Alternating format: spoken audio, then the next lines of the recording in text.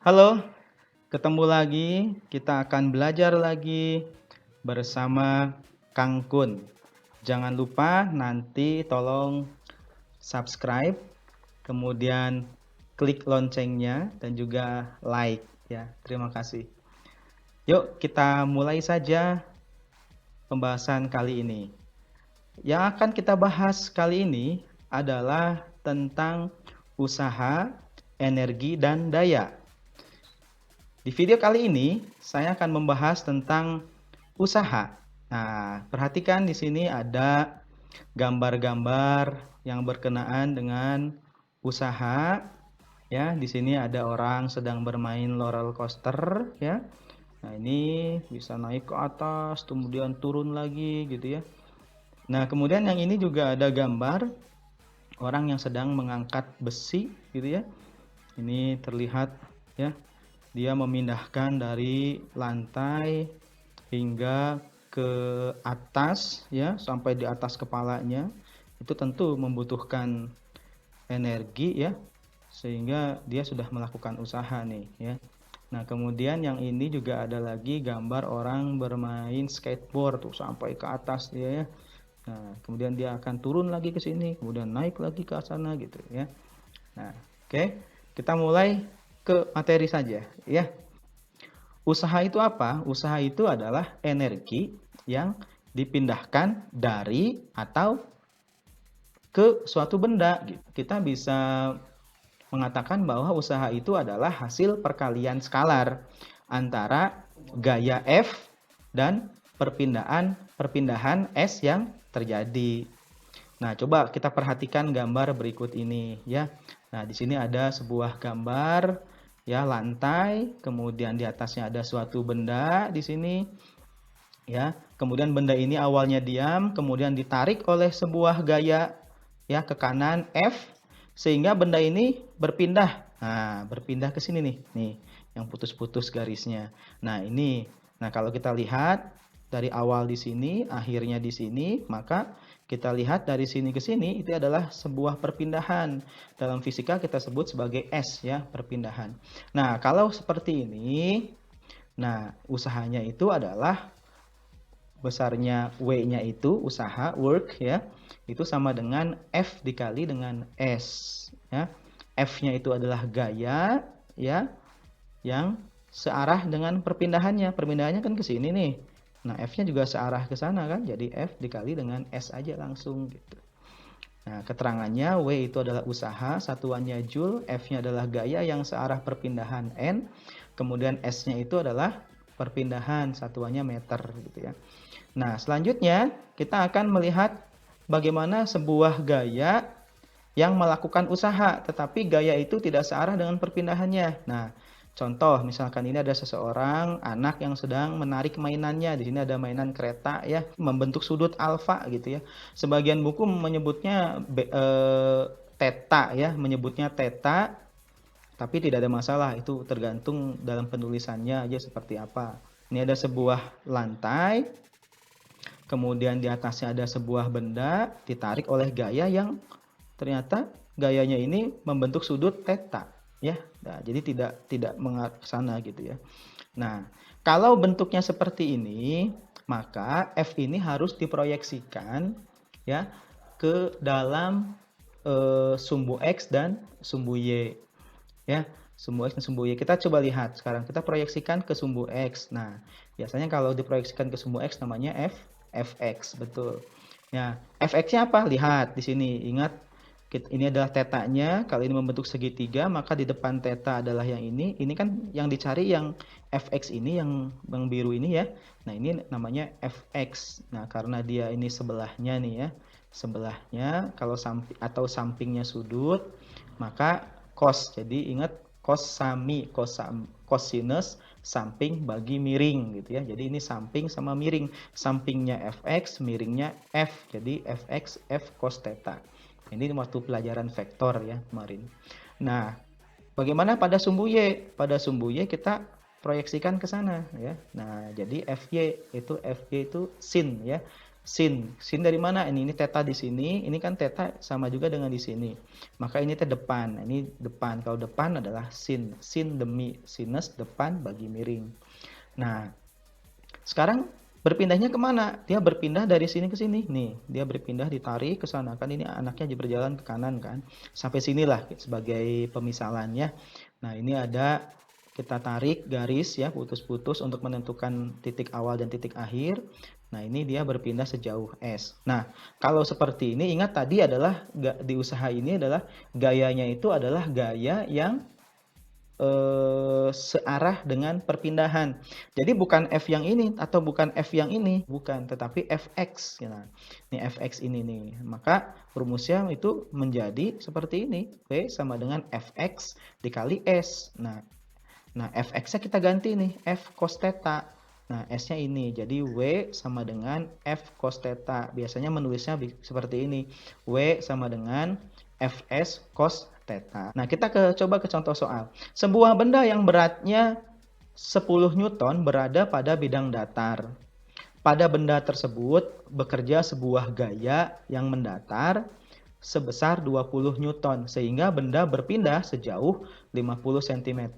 Pertanyaannya adalah berapa usaha yang dilakukan oleh gaya tersebut? Nah, kita coba diketahuinya apa dulu? W-nya adalah 10 Newton. W di sini W-nya W kecil. Ini adalah gaya berat, ya, gaya berat.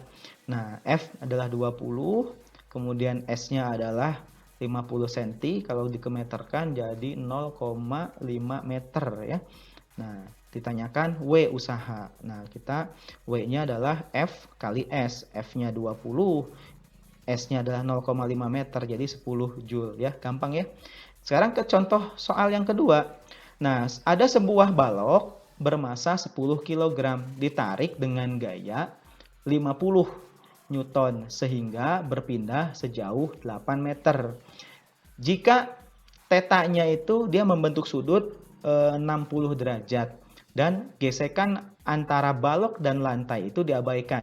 Berapakah usaha yang dilakukan oleh gaya itu? Nah, kita lihat diketahui F-nya adalah 50 Newton, S-nya adalah 8 meter dan theta adalah 60 derajat. Ya, jadi kita pakai rumus yang tadi ya.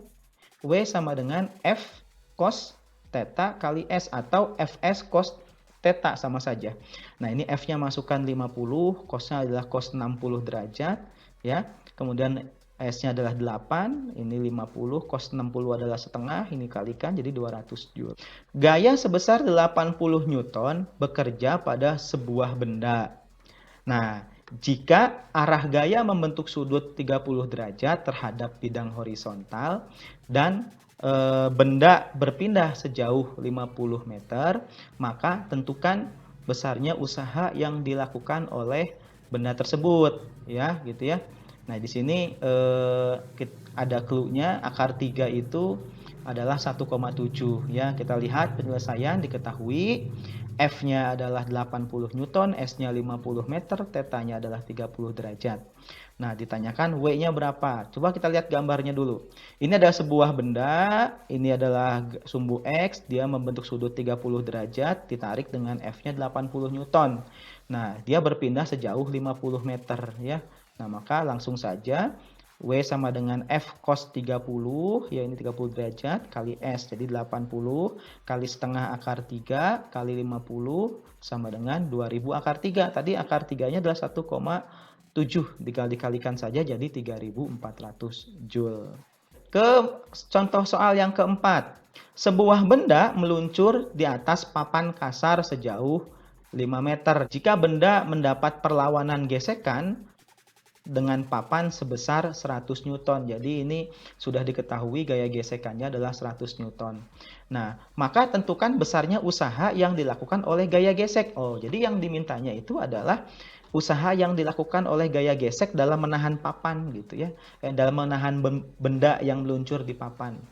Nah, coba kita lihat, diketahui F geseknya 100 Newton, S-nya adalah 5 meter, ditanyakan W-nya berapa. Nah, jadi di sini kita lihat arah gaya gesek itu berlawanan dengan perpindahan benda. Jadi misalkan bendanya ke kanan, ya, pergerakannya berarti dia ke kiri, berarti berlawanan. Ya, Nah, berarti gayanya bernilai negatif kan? Gitu, karena dia berlawanan arah dengan perpindahan. Maka W sama dengan min F kali S. Nah, F-nya ganti dengan F gesek. Jadi min F gesek kali S. Nah, W sama dengan min 100 kali 5. Jadi minus 500 Joule. Bagaimana kalau usaha yang terjadi pada bidang miring? Nah, usaha yang terjadi pada bidang miring kita gambarkan seperti ini ya. Ini ada lantai ya. Kemudian ini ada bidang miringnya. Dia membentuk sudut theta bidang miringnya. Kemudian ini ada sebuah benda yang ada di atasnya. Nah, kalau ada benda dalam bidang miring seperti ini sebetulnya benda ini pasti punya gaya berat. Maka saya tuliskan di sini gaya berat adalah W sama dengan M kali G. Nah, tetapi sebetulnya gaya apa yang membuat benda ini meluncur ke bawah? Nah, kita proyeksikan di sumbu Y ya. Di sini kita lihat sumbu Y, maka kita sebut sebagai WY. Nah, karena sudutnya di sini ini sampingnya, maka ini adalah cos ya. Jadi WY itu adalah W cos theta. W-nya adalah M kali G, jadi WY sama dengan M kali G kali cos theta. Kalau kita proyeksikan pada sumbu X, akan jadi seperti ini. Nah, berarti sudutnya bisa pindah ke sini nih. Sudut ini sama di sini sama nih. Ya, sudut ini sama ini sama. Maka ini adalah posisi di depan. Kalau di depan berarti sin demi ya. Sinus depan dibagi miring. Jadi depannya dibagi miring. Miringnya yang ini. Nah, jadi kalau dicari dapat seperti ini. Jadi Wx sama dengan M kali G sinus theta ya. Nah, sekarang perpindahannya kemana? Perpindahannya ke sini nih. Misalkan sampai sini. Maka kita tarik sebuah garis putus-putus, berarti di sini nih S-nya nih. Berarti S-nya kan begini, miring juga kan? Nah, sekarang mana gaya yang searah dengan perpindahan? Perpindahan ke sini nih. Ya kan? Nah, gayanya mana? Ini kan? Nah, kali ini kan enggak, ini juga enggak. Maka yang kita gunakan ini. Maka rumusnya adalah W sama dengan Fx kali S. Fx-nya itu adalah Wx ya. Nah, karena Fx sama dengan Wx adalah Mg sin theta, maka W-nya adalah Mg sin theta kali S gitu. Jadi Mgs sin theta. Oke, kita ke contoh soal. Nih, benda seberat 10 Newton berada pada bidang miring yang licin dengan sudut kemiringan 30 derajat. Jika benda meluncur sejauh cm, berarti ini adalah perpindahannya 1 meter. Maka usaha yang dilakukan oleh gaya berat itu berapa? Nah, penyelesaiannya kita proyeksikan sama seperti yang tadi ya. Seperti yang penjelasan tadi. Ini adalah M kali G gaya berat. Ini adalah WY, ini adalah WX. Yang kita gunakan yang ini WX ya. WX itu sin kan? Nah, ini nih udah dituliskan 10 sin 30 derajat. Ini adalah WX ya. Nah, berarti akan kita gunakan yang ini. Nah, kita coba saja. W sama dengan F kali S, ini 10 Newton sin theta, yang ini dikali 1 meter nih, perpindahannya 1 meter. Nah, maka W-nya sama dengan 10 sinus 30 Newton meter. Nah, sinus 30 kan setengah ya. Jadi 5 kali 0,5 jadi 5 Joule ya. Bagaimana kalau kita menghitung usaha dari sebuah grafik? Grafik F terhadap S ya. F-nya adalah gaya, satuannya Newton, S adalah perpindahan, satuannya meter. Supaya ini kita sebut sebagai daerah pertama atau daerah 1, ini daerah 2 ya, daerah 2. Nah, usaha yang dilakukan oleh F itu adalah luas daerah yang dibatasi grafik Fs ini gitu ya. Jadi ini sama ini gitu. Kita lihat gambarnya gitu, karena gambarnya ini di atas sumbu X, maka yang ini bernilai positif usahanya. Kalau yang di bawah sumbu S ini berarti dia nilainya negatif gitu ya. Jangan sampai lupa.